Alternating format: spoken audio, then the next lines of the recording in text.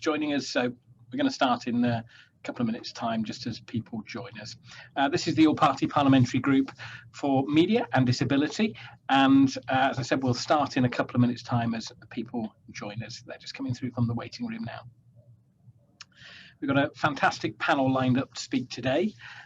We've got to go through some brief introductions and process for holding an all-party parliamentary group, and then we'll crack straight into a panel discussion, and we've got some really good questions lined up for a really excellent panel.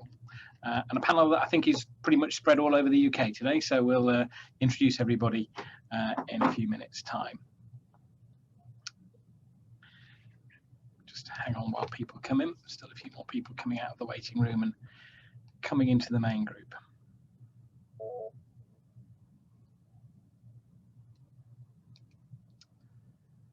Okay.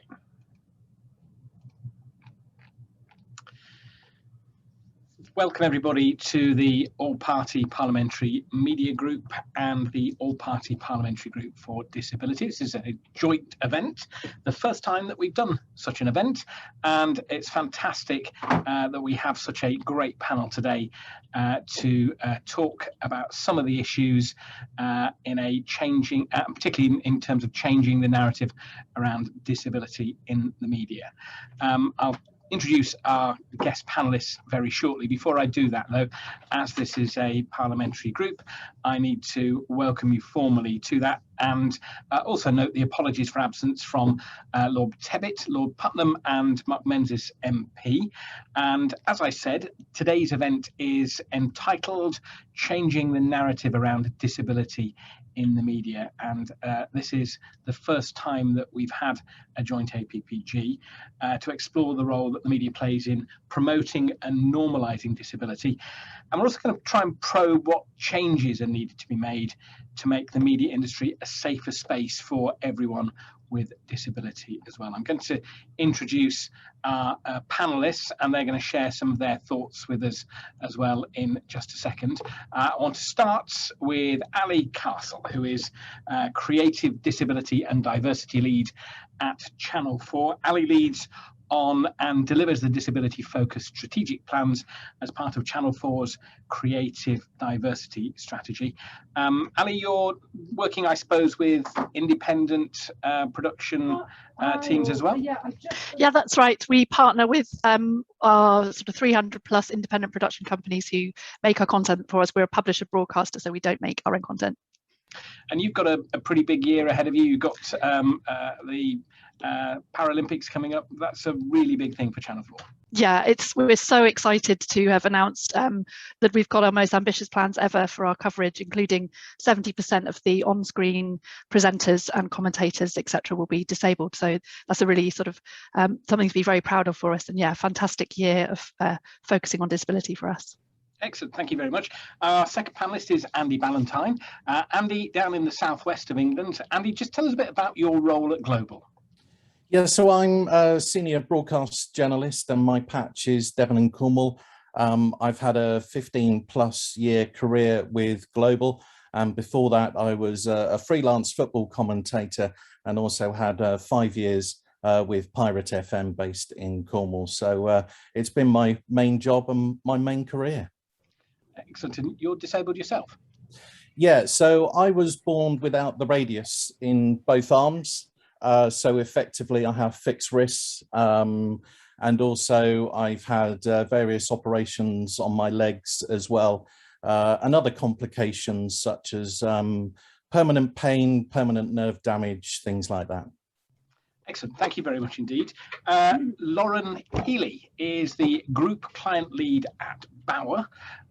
Lauren, tell us a little bit about Bauer and about your role there. Of course, so Bauer is the biggest publisher in the UK and the second largest radio broadcaster, and we have been working in we've been working on our D&I strategy since 2018, and I've been part of that panel, and I work on Team Enable, which is the disability and mental health pillar within Bauer. Super duper, thank you very much. And our final panelists today are the Cheetham sisters. And if you have a 13-year-old son, as I do, TikTok is the place that they spend all of their time. And I mentioned that the Cheetham sisters were coming on to my 13-year-old, and he went, wow. So that tells you a little bit about their following and who they are. Cheetham sisters, just introduce yourself and tell us about your space on TikTok. What's actually happening in that space? Hi, I'm Hannah, and this is my sister, Becky. Thank you for having us.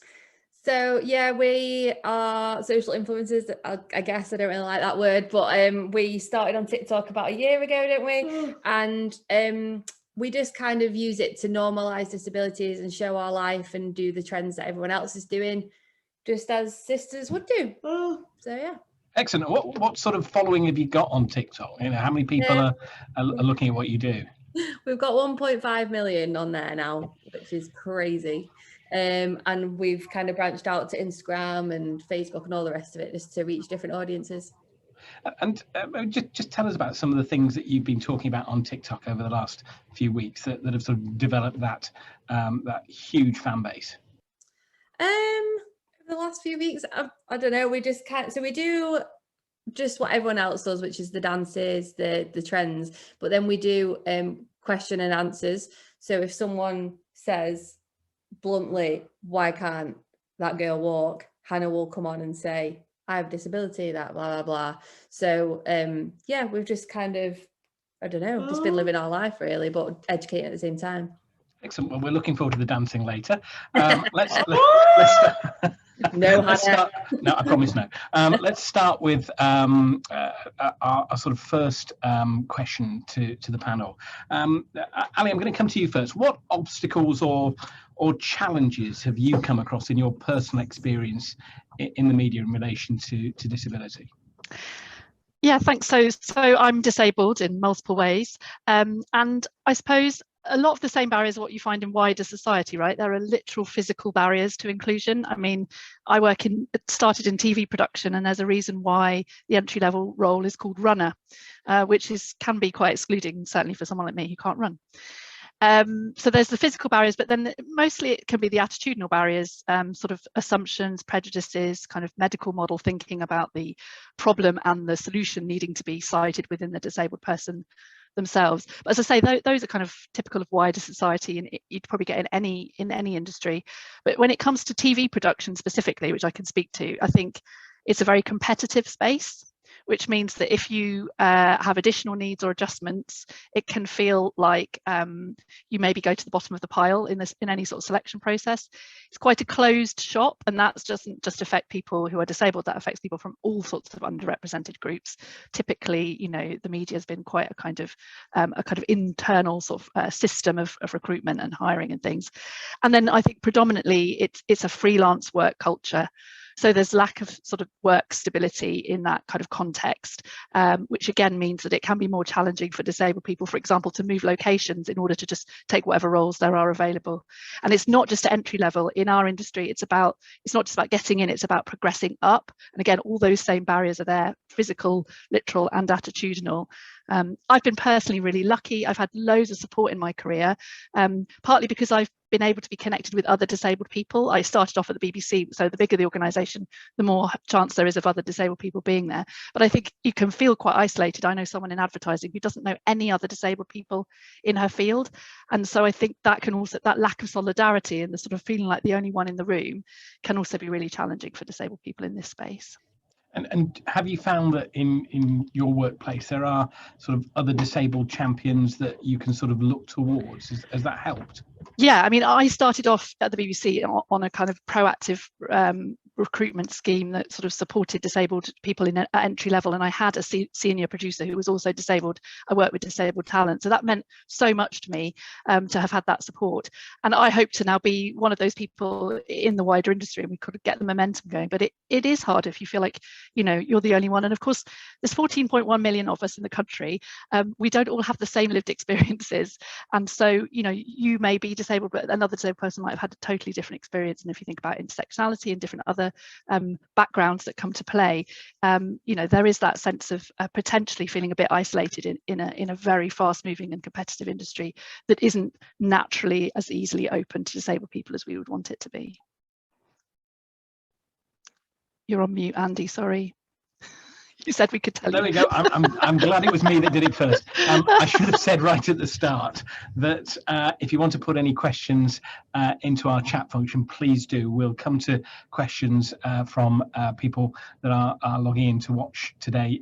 If you've got something specifically you want to ask one of the panelists, maybe it relates to TV or radio or social media, then please indicate who you'd like me to ask the question to as well. But if it's just a general observation, we'll cover that as well. Andy, let me come to you. What obstacles and challenges have you come across, particularly in your world, in the radio world? So for me, the first one was access to jobs and roles. And I have to say, the palaver of filling in forms associated with being disabled. You know, I managed to get my job with Global, I think, hopefully through my talent and not my disability. But you know, when I was a freelance football commentator, I didn't have the likes of Sky, ITV or BBC bringing me up and asking me what disability do I have and can I do the job? The requirements were, am I available and do I have the right equipment? I hopefully used my voice and my talents to shine through and spent 2 to 3 years pursuing that particular dream. So admittedly, it was 15, perhaps nearly 20 years ago. But when I was looking for a job, I filled in six applications tailored for the specific job role, but basically the same broadcast journalist role, the same kind of CV experience and that kind of thing.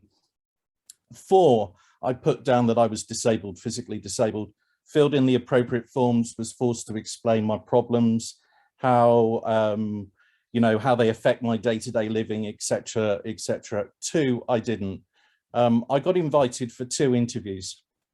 I don't think it takes a rocket scientist to work out which ones. It was the ones I didn't put down that I was disabled.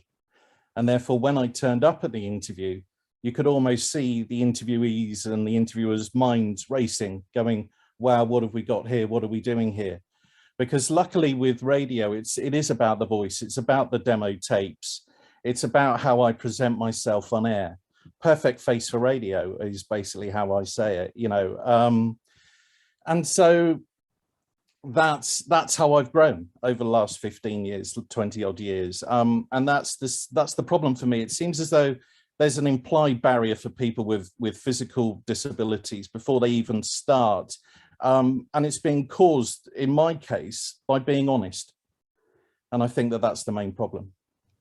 That's really interesting. You talk around the honesty. And I mean, you touched there on radio's unique nature. I suspect the majority of people that are listening to you have got no idea that you've got any physical disability at all. Yeah, exactly. And it didn't stop me covering the foot and mouth crisis for 6 months. It didn't stop me covering the Boscastle disaster down in Cornwall, or the Coverack flooding, or COVID. You know, it hasn't stopped me. But working for Global, I'm just so grateful for them. Why? Because they put the onus on me. If I have a problem, it's up to me to ask. And it's up to me. And they've developed this culture where it gives me confidence as an employee to ask my line manager and to get things sorted. Whereas in other places, that didn't happen because people were telling me how my disability affected me. And that's the big difference when you know, being in the industry and being from the inside. Thank you. Lauren, can I come to you next? Let's talk about the sort of obstacles and challenges that you've come across in your personal experience. Yeah, of course. So I have a mental health condition, which is a lifelong condition called bipolar disorder, characterized by significant mood swings from mania through to depression. In my personal experience, I've only suffered with the mania side, not the depression side. And actually, I was diagnosed really late in life. I was 29, and I had a major manic and psychotic episode, which I was off work for a period of a couple of months, and then sort of had a phased return and worked really closely with my line manager to manage stress, because that was the main trigger of that episode. And then I was quite stable predominantly for about 7 years. And then in 2019, I had another episode and I was off work in the end for about 5 months. And I think there's been a lot of change, certainly within my organisation at Bauer over that time period from 2012 to now. And it's definitely been a massive improvement. We have mental health first aiders, there's 60 of them in the organisation. So you have someone that you can approach and talk to in confidence, and they can help signpost you to get additional resources. We have a lot of proactive parts from the business coming to us with sessions around education, inspiration, support. We have Thrive, which is our wellbeing pillar. You know, we've got opportunities for meditation or support for you know, whatever support you need. And I think in particular, since COVID and working from home, that's really been upped, and that's, you know, they've upped their game in that regard. So I've had quite a positive experience, but like I say, I was already in the industry by the time I was affected. So, and I think mental health comes with a whole different set of challenges than say a physical or neurodivergent kind of condition. So it has been just different for me, I suspect, than the rest of the panel. Thank you very much, and you know, thank you for being honest about your personal situation. You know, it's interesting to hear that sort of mental health first aiders are sort of across your business now. Is that something relatively new, or has that been there for some time? I would guess, I would hazard a guess about 2 years now, and we train more and more every year. And actually there's a high request list, a lot of people that don't make it through to the cut, unfortunately, of getting trained. And actually it's something that we as a business have been campaigning, and I know we'll touch on campaigning a little bit later, which is part of our campaign called Where's Your Head At, which is trying to get mental health first aiders in every organisation throughout the country, and treat it just as you do physical health. You have a physical health first aider by law in every organisation, and we feel that you should have the same for mental health. Thank you. Let's come to the Cheetham sisters and talk about your personal experience with the media, and particularly with social media. Just tell us about, you know, how people have responded to you and the disability that you have. Being on social media, our biggest challenge is seeing the lack of basic understanding around disabilities people have. With this comes hate and wrong use of language. Yeah, so ours is quite different to probably in the media, because obviously we just work alone. Obviously we have quite a few friends on social media who have the same thing, but lack of education and basic knowledge. I'm talking basic. I don't mean that you have to know everything about Hannah's disability, my mental health. You don't have to know all of that, just basic knowledge that people are different. And then, like, I think the hate would just cut right down. So I think mainly that's probably our biggest obstacle, is people just not understanding. Do you think, and I'm sure your work is actually doing a lot to help people understand, on, you know, I've referred to it as your work, your you know, your engagement on social media is actually doing a tremendous amount to deal with that? Yeah, we set off. I'm a children's nurse as well, so I work with children with complex needs at all aspects of my life. But I think we just started, like I say, just living our life through social media, and then the questions came, and we could either ignore the questions or be very truthful with the answers. And we've decided to go very truthful with the answers, haven't we? Hannah is blunt as anything herself, and we welcome blunt questions, because as soon as you've got an answer, people just move on. People just go, oh, right, okay. And I think that's where we would love education to come in from schools. Yeah. Why did you decide that this was the thing you were going to do? Because you have to excuse Hannah, she can type on this, but it just takes a while, so we talk together. But Hannah has a very big voice and doesn't care less that she's got cerebral palsy. If you could get rid of cerebral palsy, would you? No. And I think she's got a very big voice to share. So my part in that is showing the world that Hannah exists, and showing the world that Hannah lives life to its fullest. And, you know, we do get quite a lot of hate. People say, that I use Hannah or other stuff, but wouldn't it be worse if I was to lock her behind a door like they used to, and just, you know, you'd never see Hannah on social media? Like, that to me is worse than what we're doing, which is educating people. Absolutely. Yeah, thank you very much. We're already getting lots of questions coming in, which we're going to come to in a few minutes' time. I want to, Lauren, come to you about sort of disability being a really broad term. We talked there about sort of mental and physical issues. You know, is there an imbalance in the spectrum, do you think? You know, we've got a representation imbalance in the spectrum, and are there still disabilities which are more underrepresented in the media than others? Well, for a start, I think all disabilities are underrepresented in the media across the board. It's not, you know, I pay particular attention to mental health because it's obviously where my kind of experience, personal experience is. And I have seen, you know, huge progress in the last few years. A lot of people campaigning and talking about mental health and how it affects them and encouraging others to talk, which is obviously great, but there's still a long way to go. And when you know, reflect across how often has it been that I've seen someone like Hannah on my TV screens, or, you know, talking about it in on the radio. I think we try at Bauer for people to bring their whole selves to work, but I think, and so we encourage, you know, for example, our presenters to talk about what matters to them, but ultimately representation begins internally. And to Ali's point before, it's all about recruitment and making sure that your organization is representative of the industry, of the audiences and the population that you serve. And by that, then that will come by extension, nature of extension, to what people see on, you know, consumer side.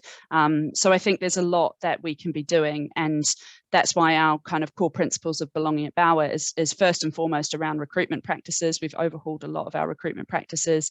It's all about education, support, and celebrating. And for example, on Team Enable, which is the disability and mental health pillar of belonging at Bauer, we created a video with a whole cross section of people across our organization talking about their disabilities and their challenges for World and International Day of Persons with Disabilities, which was on the 3rd of December. And we've shared that a number of times, and I've done presentations for World Bipolar Day. We've had colleagues do presentations around Neurodiversity Week. So a lot of it is, as the Cheetham sisters were talking about, is education and awareness, and, you know, changing internally to be able to then change externally.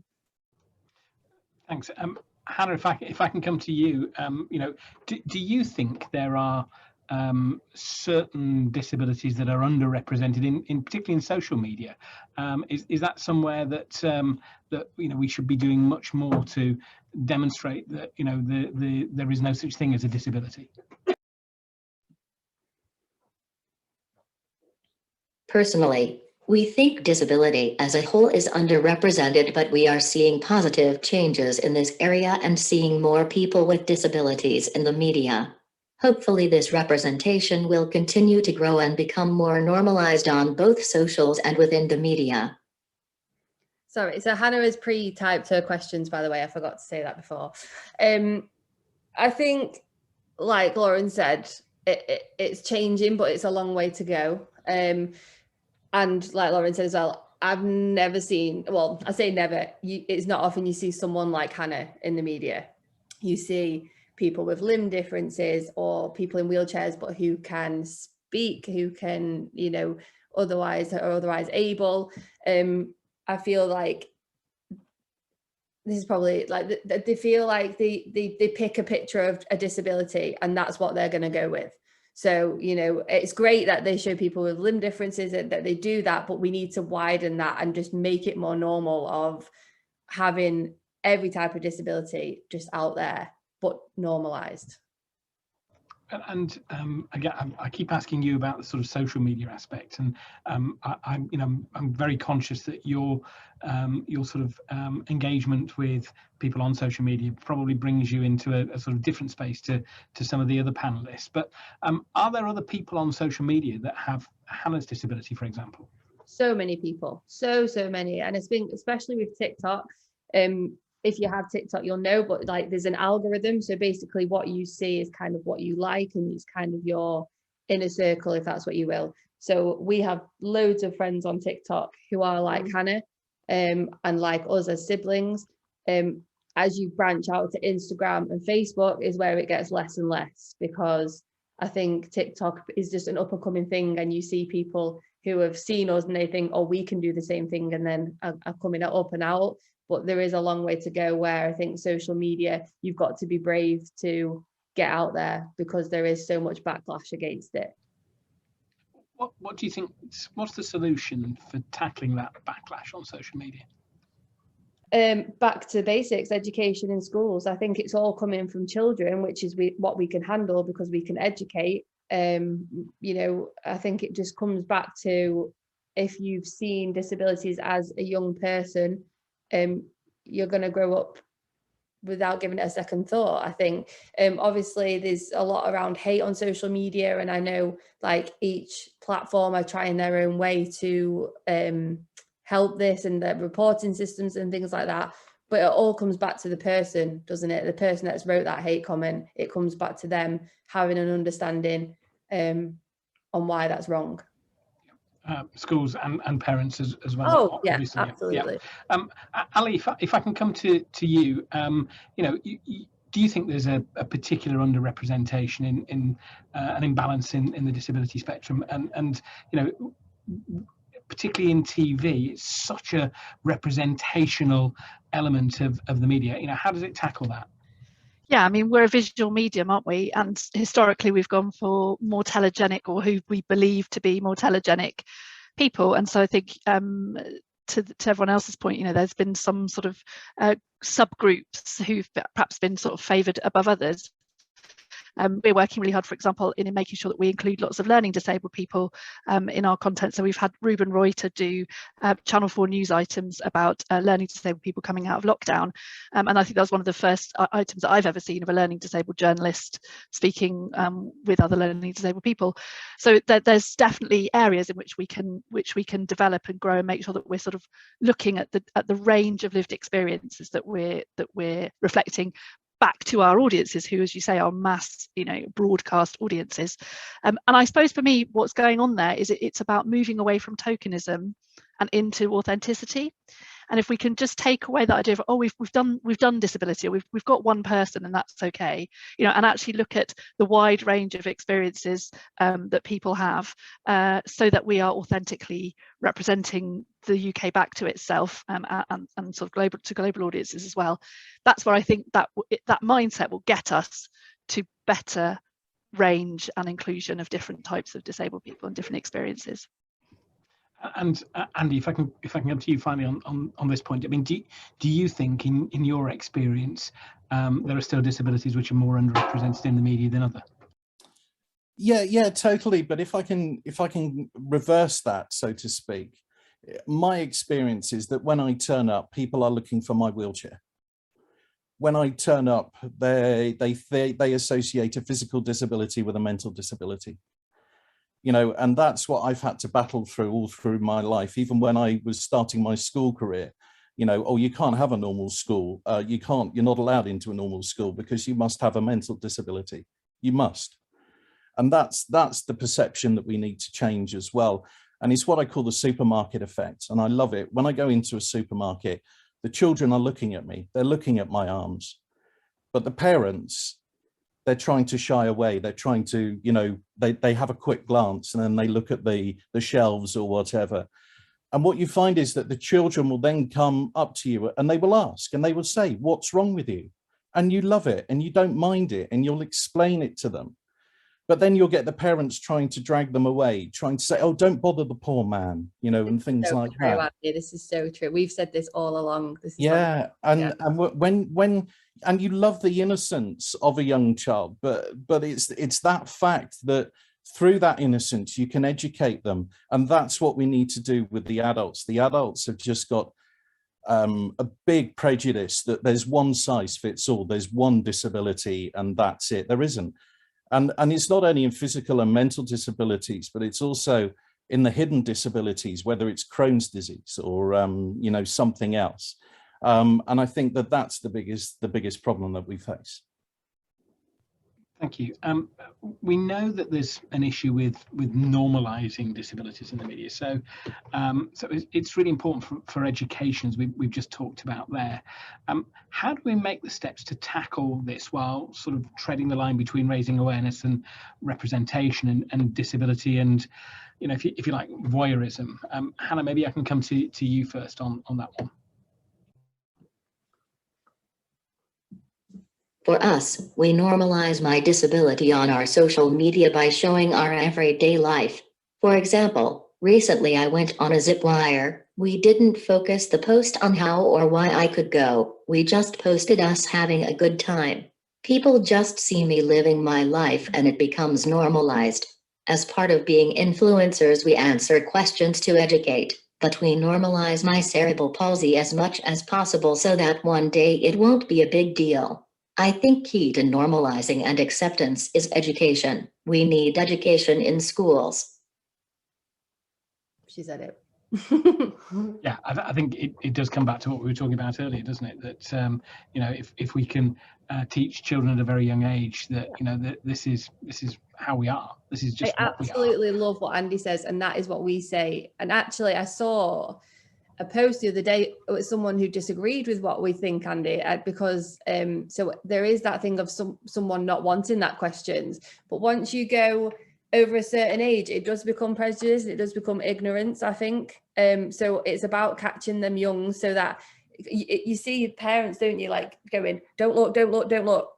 And that don't look then turns into I can't look and I mustn't look at disabled people. And it's a very fine line of when it switches to that. So absolutely, I think just we always say, because you get some media accounts and that's up to them that are all about disability and all about every single thing you say is about why they're disabled and how they're disabled. Whereas we just live our sister life and the fact that it is two sisters, normal sisters, doing their everyday life, that becomes normal then. Like that becomes just two sisters having fun. But one of them happens to have a disability. One of them happens to have mental health issues and be gay. Like, what, do you know what I mean? It's not, it's just our family. And I think when you get to know us, that's what it is. And I think that's what everything should slowly build to. Ali, what's your sort of take on this, that how we take steps to sort of tackle this what for some people might be a bit of a difficult line?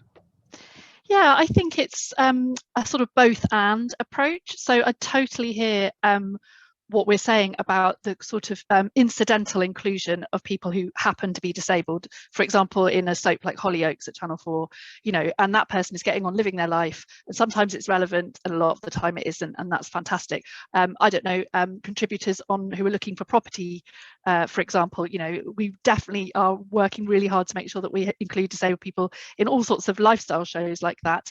But equally, there is a time and a space for perhaps more direct coverage and inclusion, say in the current affairs space or in documentaries or even in drama, to shine a light on some of the particular lived experiences of disabled people.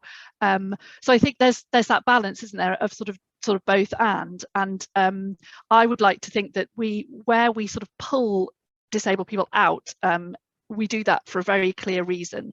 So, for example, you know, what we're trying to do at Channel 4 is the lifestyle programs that we're having around gardening, shopping, consumerism, dating, holidays. That just happens to include disabled people as part of the rich tapestry of everybody who's out there.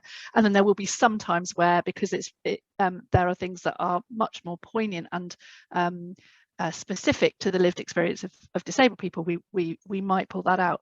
But I think it's both and doing those things is really important. There's an interesting comment from Damon Rose on the chat, that we need to draw a line under the discussion about problems and barriers and talk about talent.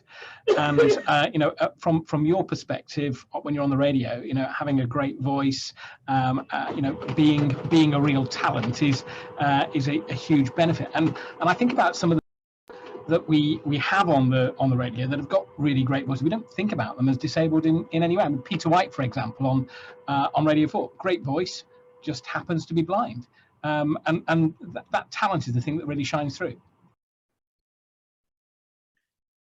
Yeah, I just think that, you know, we get too caught up on things like tokenism. You know, I'm a small minority. I really am. You know, my particular disability, I'm one of 250 in the UK. But if I can do my bit for disability as a whole, then fair enough. It's taken me until a few years ago to even be able to talk or shout about my talents and be able to say, yes, I can do a good voiceover, I can do a good commentary. You know, I can talk on LBC, I can hold it together, you know, and take the best from Nick Ferrari and things like that, you know. So it is about shouting about the disability, but not getting caught up in the disability so that the talent can shine through. And this is what I love about the Cheetham sisters, is that when you see them, when you watch them, it is totally natural. It is their everyday life. And this is the thing, you know, I can't open up a can of beans. I can't cook myself a meal, but can I talk on radio? Yes, I darn well can. Lauren, I want to come to you very briefly on this point. In terms of the steps that Bauer takes through your magazine, through your radio stations, what work do you do as a media organisation to try and help that process and treading that line between raising awareness and representation and sort of disability voyeurism? I think we've recently been published about our Kickstarter scheme. So I know that that's a government initiative, and we've been doing it through our Bauer Academy. 22% of the Kickstarters we've had, I think we've had about 60 in the last year, which is a paid internship program, of which 11 people have been employed permanently on full-time contracts. And it's a way of growing talent. And 22% of those have, you know, ticked the disability box. So it's just, and I think to sort of Damon's question around, you know, it should just be about talent. Yes, it should, but also disabled people are not often given the opportunity to, or they don't see themselves represented in the media, so they don't feel like there's a place for them. So I think it is about bringing them more into it, and hopefully that, you know, we're doing that a lot more with our Bauer Academy about recruiting new talent. Excellent. Well, look, we've got an audience of politicians, of legislators. Let's talk about the sort of things that need to change at a policy level. Andy, if I can come to you first, what's the most important thing that you think needs to change from a policy perspective? So for me, it is about access. It is about the jobs market, in effect. After all, that's what we're in it for, but it's to have that support around it as well. So it's things like, you know, I need help with living, I need extensions perhaps, or I need a wet room or something like that. But because I work, I can't get it. If I didn't work, I could get a government loan, or I could get a free loan. You know, it's about, for me, it's about, if you like, doing away with the interview process. It's about internships, it's about apprenticeships, it's about work experience, so that you can then showcase your talent, whether it's with editing, whether it's with making packages, whether it's video or filmmaking or whatever it is. And I think that that's where disabled people shine through. I mean, I used to be in charge in Devon and Cornwall of the internship, the work experience, you know, getting the CVs through and things like that. And it always amazed me how many people or how many youngsters can't pick up a telephone. They can email, but they can't pick up a telephone and have a conversation. And it's about teaching people how to get into the media, and especially those with disabilities. And for me, that's the best way of doing it, is through internships, through apprenticeships. And I just wish that more companies would go down that route, and see then people with disabilities for who they are. Lauren, let me come to you on that point. What do you think are the sort of policy key asks, if you like? What are the things that you think would really make a difference? Well, I alluded to it before from a mental health perspective, obviously. I think that having a mental health first aider in every organisation would be key for people to have a safe person, a safe place to go and be heard and kind of air their issues, and then be signposted to get help, because a lot of times people are struggling and they don't know where to go or who to turn to or how to get help. When I was off sick, I was off sick for about 5 months, and I started to explore PIP and universal credit, because my work would pay me sick leave for a period of time, and then that would run out, and that's just an added stress when you're already off dealing with something to have to sort of think about. So I think having as much support as possible and mental health first aiders is the thing that I'll kind of add to that. Yeah. Cheetham Sisters, Hannah, if I can come to you. I mean, you talked a little bit earlier about the challenge of tackling discrimination in the social space. Is that one of the areas that you think is really important, or are there other areas as well from a policy perspective? The most important issue to us is normalizing disabilities within the media. Seeing someone like yourself on TV as a child gives you so much confidence growing up. It shows you it's perfectly fine to be who you are. We don't know much about policies within the media, but we strive to get education around disabilities within schools. Yeah, I think that is our main issue, is getting education while you're young about disabilities. And we've gone and done sessions at, I mean, we don't call ourselves trainers by any means, but we go and tell our life story to beavers, brownies, young people, and then hopefully when COVID's over, we can get into schools and they can ask Hannah any questions they like, and hopefully that will be enough until we can get proper education into schools. Thank you. Ali, if I can come to you sort of finally on this point. So from a sort of media, a TV perspective, do you think media companies can take more steps to better represent disabilities in what they do, what they produce?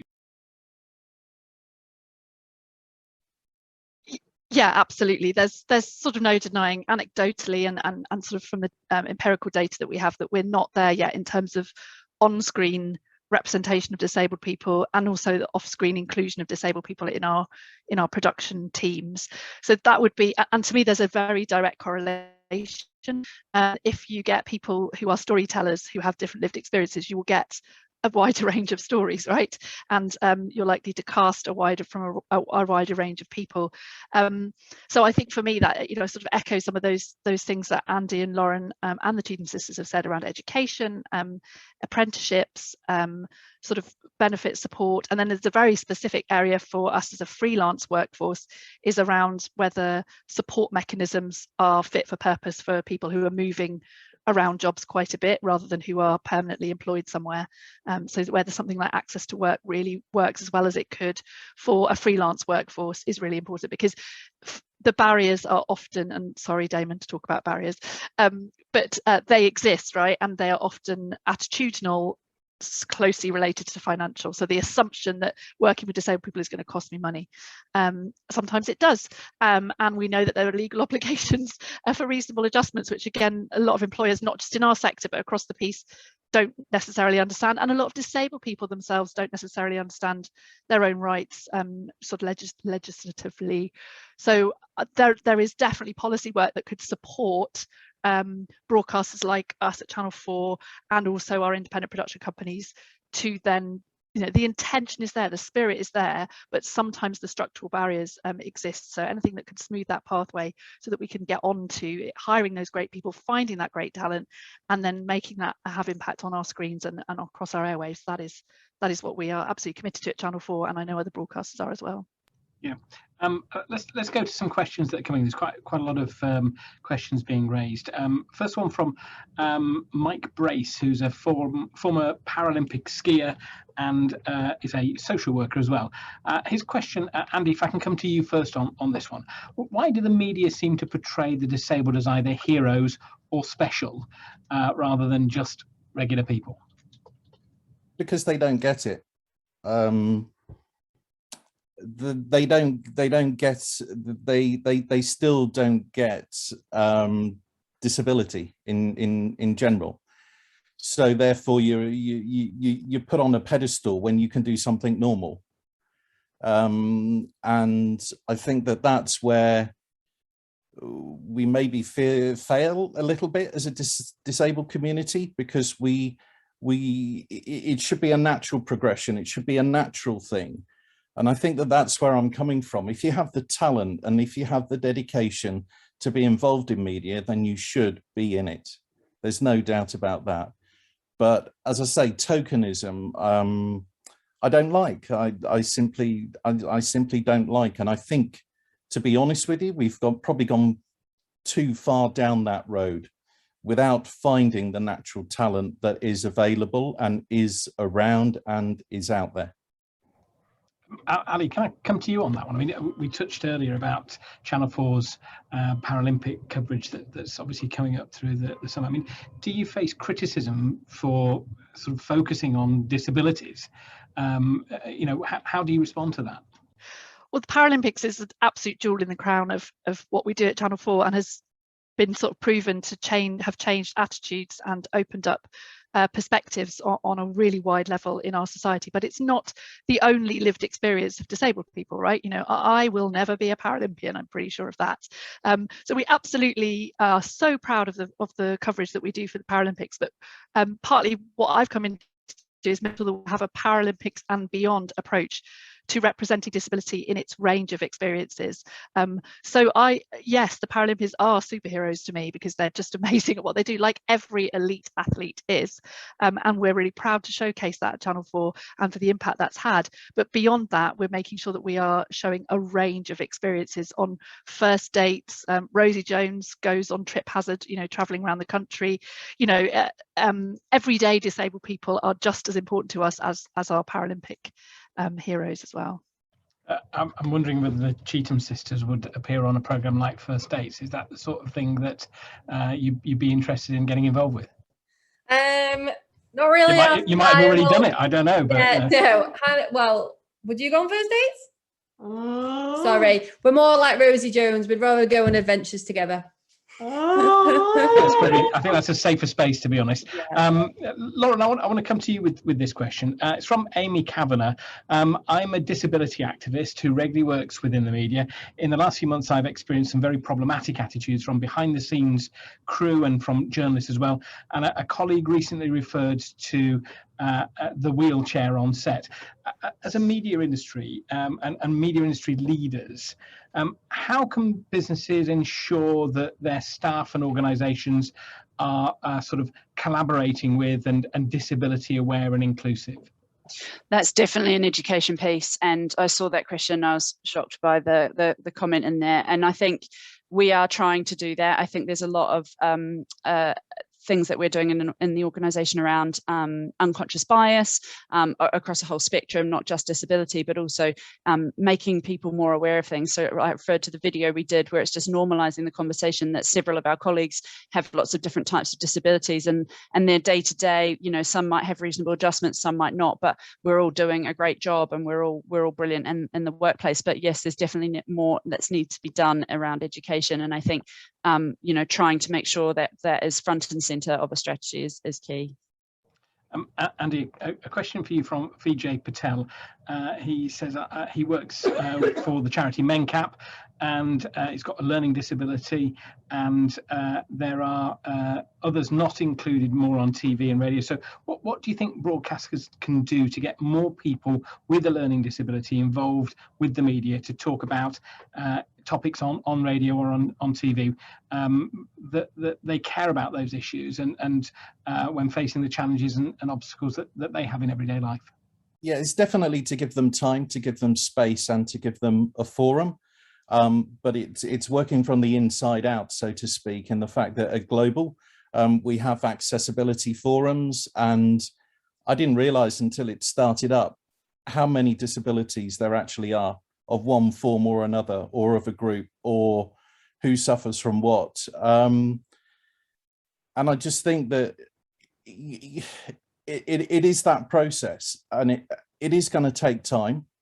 But the more you can do it, the more that you can get involved with simple things like phone-ins and talk shows and things like that. And it's amazing. I mean, autism is one, which is really getting quite a high profile at the moment. And I just think that's the way to do it, is just to keep on slowly, you know, taking a hammer to that wall, and eventually it will break and it will fall down. But I think it is still going to be a long process. I just want to ask a question of the Cheethams. I mean, what do you know about the people that engage with you on social media? I mean, you know, do you have sort of an understanding of their ages, of where they are, and can you see that some of the things that you do on social media can influence how they behave in sort of their broader life towards people with disabilities? Can you just shorten that question down? It was quite long. Well, a bit waffly. I'll be fired by Andy for asking a question like that. You know, I suppose it's the interaction that you have with people on TikTok. Yeah. You know, can you see that it benefits people when you engage with them? Yeah, absolutely. On different social media, in different socials, you get different benefits, if you will. So more of the children on TikTok, so they will be like open with you saying, wow, thanks, I've, you know, learned something today. Facebook, you get the mums of children who have disabilities who say, I was really scared of my child growing up and what it was going to happen, and actually now I can see that they can live a full life. And Instagram's kind of a mix of the two. You can definitely get the positive back along with the negative, unfortunately. Yeah. A question from Rhiannon Vine. What's the panel's view on companies such as Microsoft and Amazon that actively recruit neurodiverse individuals, seeing them as untapped future Einsteins? Ali, have you got any of those at Channel 4? Everybody's an untapped Einstein at Channel 4. Yeah, I mean, I think that's a really good example of positive action, of actively, and it sort of speaks to the previous question around how we include people in items and reports and things. There is a need sometimes to go the extra mile to actively seek out people that are going to bring you the talent, skills, perspective and lived experience that you want to either tell your story or to enrich your company. And I think those initiatives, you know, as long as they're done under all the right legal parameters, are sort of a fantastic way of redressing the balance and swinging the pendulum back a bit where it's needed. As I say, when it comes to things like neurodivergence or learning disability, you know, we just know that people are underrepresented, even more underrepresented than disabled people sort of with other different impairments. So I would think that would be, you know, those kind of approaches are sometimes what's needed, as I say, to kind of, you know, get things back into the right equilibrium. Lauren, I can see you nodding there. I mean, is that something that Bauer thinks about as well, in terms of sort of finding people that maybe think a little bit differently as well? Yeah, definitely. We try and broaden the talent pool so that we're trying to, you know, get as best a talent that are applying to Bauer as possible. And I think to Andy's point about tokenism, I think a lot of what we see in the media, I know one of my colleagues in particular is particularly disenchanted by some of the portrayals of autism, that you have to be kind of male and good at maths. And actually that's very different to what her kind of experience of autism is. But equally, I know that her line manager raves about how incredible she is and how much she brings to her role. So I think it is about making sure you're getting a broad talent base. Ali, a question from Paul.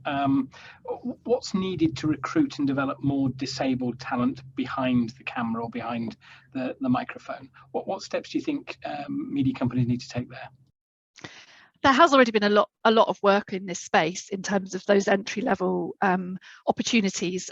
There's obviously always opportunity for more. We at Channel 4 have the production trainee scheme that was started in 2012, and every Paralympic year, that's 100% of those entrants into our scheme are disabled.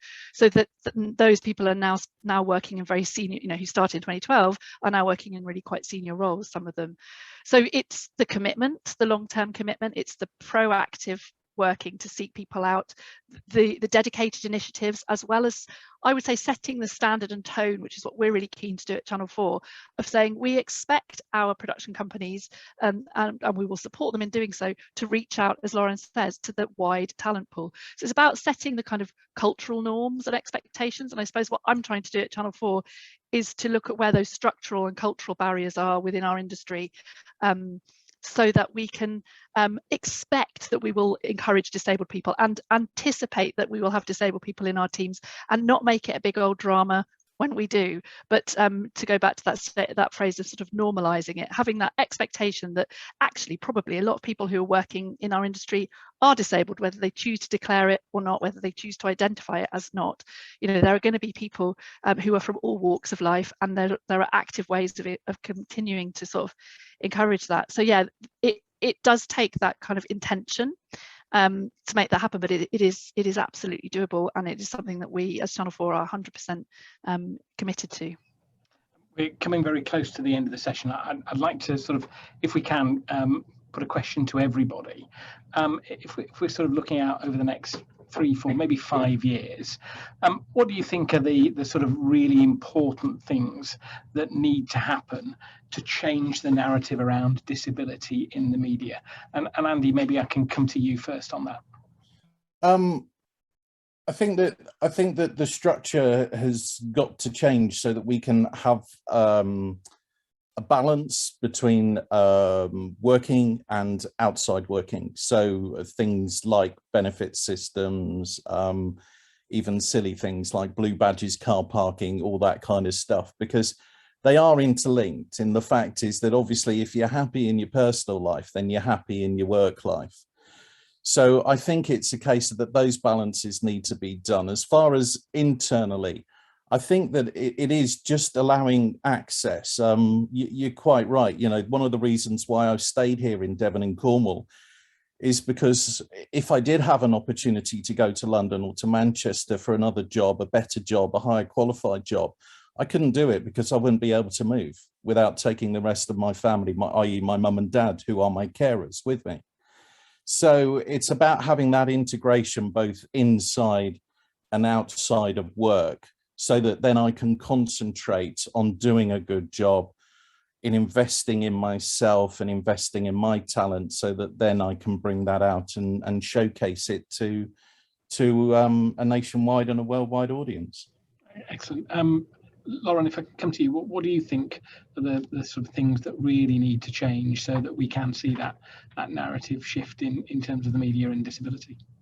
I think it's definitely a combination of awareness and education, making longer term changes. And I think for me, success would be everyone feels comfortable enough to share with whoever, whether it's in your workplace or in your private life or with the person on the street that you're chatting to, about normalizing your mental health condition and being like, oh, I really struggled yesterday, or I've just come out of a really bleak period. I think having that that would be my baseline, is that everyone feels comfortable enough to be able to talk about that. Ali, from your perspective in sort of the TV world, what do you think are the sort of maybe 2 or 3 things over the next few years that will make that difference in terms of disability in the media? As I say, for me, I think it's those kind of structural, cultural changes. As these guys have alluded to, there are literal barriers that we need to break down, whether it's in terms of benefits, access to work, those kind of things. But I think also just a more of a kind of exactly as people are saying, normalization and acceptance and expectation that disabled people will be working with us and are welcome in our industry and absolutely essential to our industry, because they reflect 20% of the population, you know, who are our audiences. So for me, it's taking that kind of taking the drama out of it, and maybe that medical model approach, where, as I say, there's a problem and that problem is cited within that individual, and everybody taking that responsibility in more of a social model aspect of working out where those disabling barriers are and where they can be removed by sort of all of us. So that sharing of that responsibility, rather than putting the onus on disabled people to always be sort of doing the work, I think that would really shift perceptions and really open up opportunities. And Cheetham Sisters, you know, you're in your space on social media. You know, what do you want to try and achieve over the next 4 or 5 years in terms of bringing the sort of issue of disability to young people? Education in schools. I know we keep saying it, but it's really the only way forward for us. And on social media is having the backing of the social media, so Instagram, TikTok, Facebook. When you'll get hate and all that sort of stuff, we need the backing of them, and I think that needs to go a long way forward of reporting systems. I know we're working with TikTok at the minute for to move to take the hate seriously, basically, and work with them on reporting and all the other stuff. But it all comes down to there shouldn't be hate around anything, let alone disabilities. So it comes down to education in school for us. No, I think that's a really great point to end this conversation on, and actually pretty much brings us back full circle. We've got about a minute left for a song and a dance, and given we're talking TikTok, we're going to hand over to you. No, maybe not. Okay. I think, you know, this has been a really fascinating session. Thank you so much to our panel, to Lauren, to Andy, to Ali, and to the Cheetham Sisters. This is the first time, as I said, we've done a joint APPG session between the media and disability groups, and I hope we'll do it again in the not too distant future. But thank you so much to everybody that's come in and asked questions as well. Really interesting session. It is going to be available online, and you can log on to Twitter and stay in touch with us and comment on what you've seen today. And I do know we really do value your feedback and the input that you bring to the session as well. So guys, many thanks indeed. Thank you. Thank you. Thank you. Thank you.